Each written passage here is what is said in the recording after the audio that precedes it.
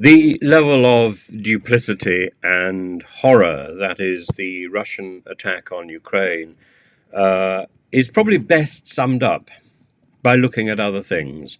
I'll get on to the the attacks in the northeast of Ukraine in a second, but if you want to see if somebody is a good person or a bad person, don't look at what they say. Look to see whether their life is good or bad. Look to see what they do. And on the 8th of May, Russia launched one of these huge missile attacks on the energy infrastructure of Ukraine. That's attacking civilians. And I think that day or the day before, Putin decorated a convicted paedophile, gave him a pardon because he'd been fighting in Ukraine. This is a person called Ilya Belostotsky. And we don't really know what the family of the people who he abused have got to say about this. But we do know, therefore, that what Putin is saying, I use the term loosely because, of course, Putin is in the Smeg fridge pushing up the Smedley the Smedley frozen peas. What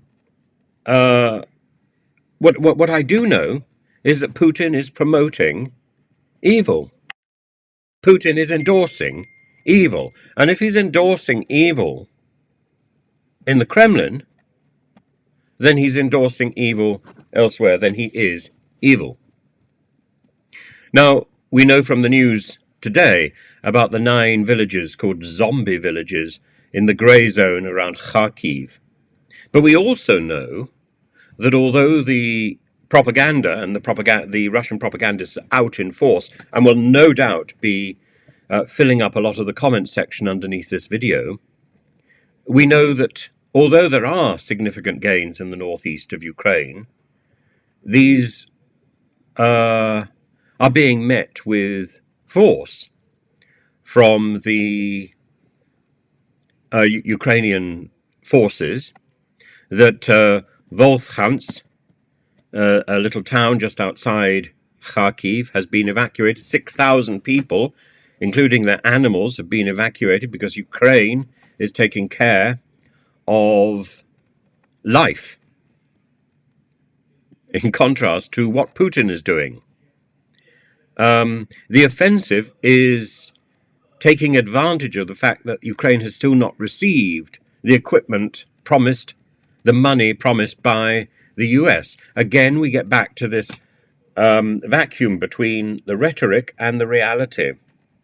Kharkiv is the second largest city in Ukraine. And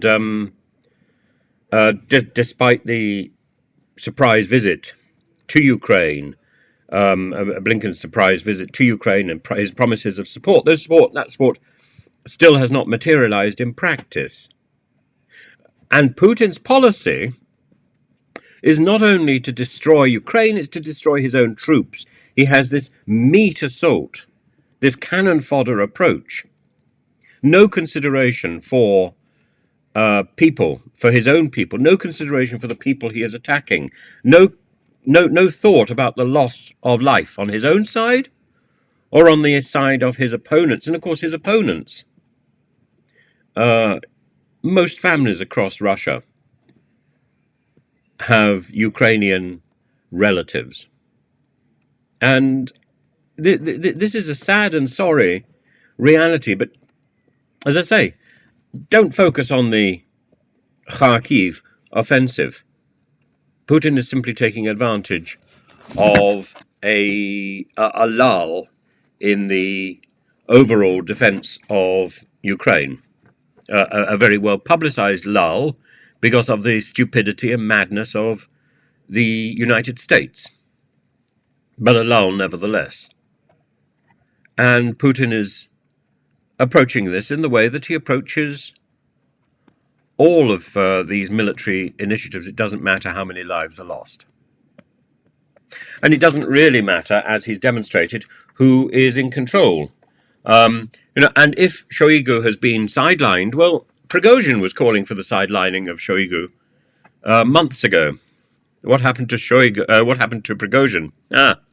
Well, it's not about what is wise. It's not about what is prudent. It's not about what is likely to be successful.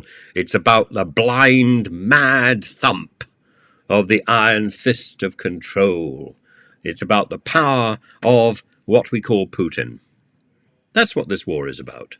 It's about spite. And it's about power.